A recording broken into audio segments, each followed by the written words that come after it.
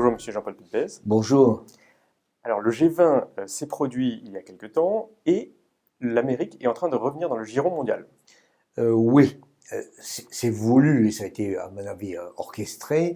Les États-Unis ont fait monter la tension, on y va pas, on signe pas, et finalement, ça s'est bien passé et donc le calme est revenu. Surtout comparativement au G7 qui avait été plus douloureux. Le G7 a été une sorte de catastrophe. D'une certaine manière, Trump avait été méchant ou pas poli avec ses amis, tandis que là, il y avait ses amis, plus ou moins, et quelques-uns de ses ennemis. Donc il faut faire très attention, mais d'autant plus que le G20, c'est le monde. Le G20, c'est 2 tiers de la population mondiale, mais c'est plus de 3 quarts du PIB mondial. Donc il faut faire attention.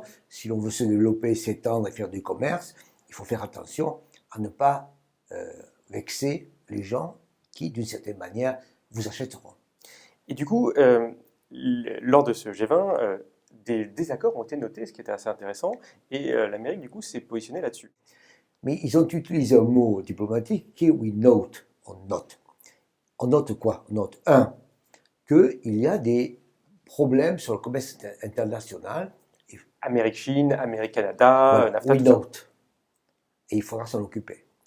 We note qu'il y a des problèmes sur l'immigration. On a bien reçu, d'ailleurs, disent-ils, un document international fabriqué par le FMI qui parle des problèmes de migration. La caravane des migrants qui avait été un Voilà. gros sujet. Mais de manière plus générale. Et donc, ça y est, ils savent.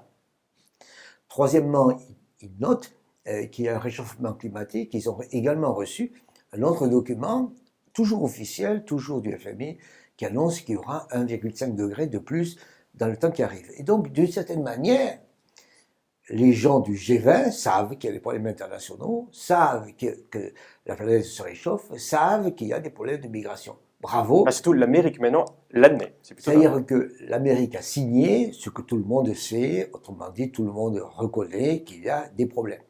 En même temps, tout le monde reconnaît qu'il va falloir les résoudre, et c'est ça la nouveauté. Et pour certains, on a reconnu qu'il fallait travailler avec les États-Unis. La nouveauté, à mon avis importante, c'est qu'il y a 2 éléments sur lesquels ils ont accepté de travailler. Le premier, c'est de travailler sur la finance. Le numéro 2 de la Fed a été nommé président du système de surveillance. Fonds de stabilité bancaire.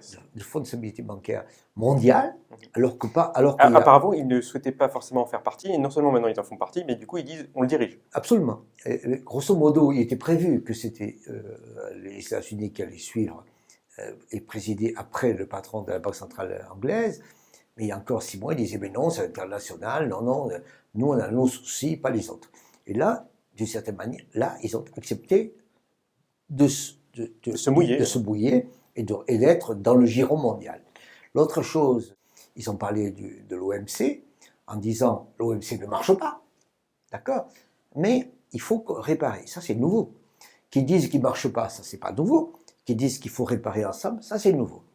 Troisième chose sur les problèmes climatiques, ils ont dit il y a une augmentation de la chaleur. Il y a une augmentation de la chaleur.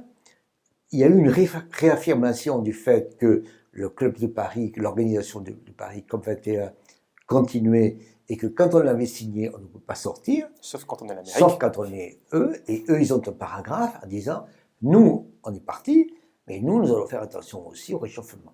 Et donc, d'une certaine manière, on a une sorte d'économie américaine qui comprend qu'elle ne peut pas jouer trop toute seule, parce que si elle joue trop toute seule, eh bien, elle sera d'une certaine manière isolée, et il y aura moins de croissance pour tout le monde et de croissance pour elle. Et donc on a. Mais du coup, au niveau mondial, et pour la France aussi, c'est excellent. C'est que l'Amérique va jouer le jeu, elle va s'intégrer, elle va moins jouer perso, a priori. Et c'est tout à fait, vous avez parfaitement raison, et c'est d'ailleurs pour ça que le soir, quand ils ont discuté entre M. Xi Jinping et M. Trump de la situation et des tensions commerciales entre la Chine et les États-Unis, c'est pour ça qu'ils sont tombés d'accord sur le fait de se donner un moratoire de 3 mois avant que M. Trump ne réaugmente les droits de douane. Et donc on voit bien que d'une certaine manière, on se donne du temps pour résoudre ou traiter une série de problèmes.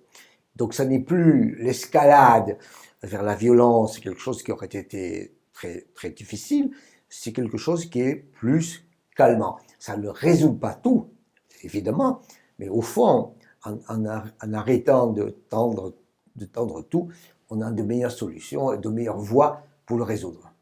Merci, monsieur. Merci à vous.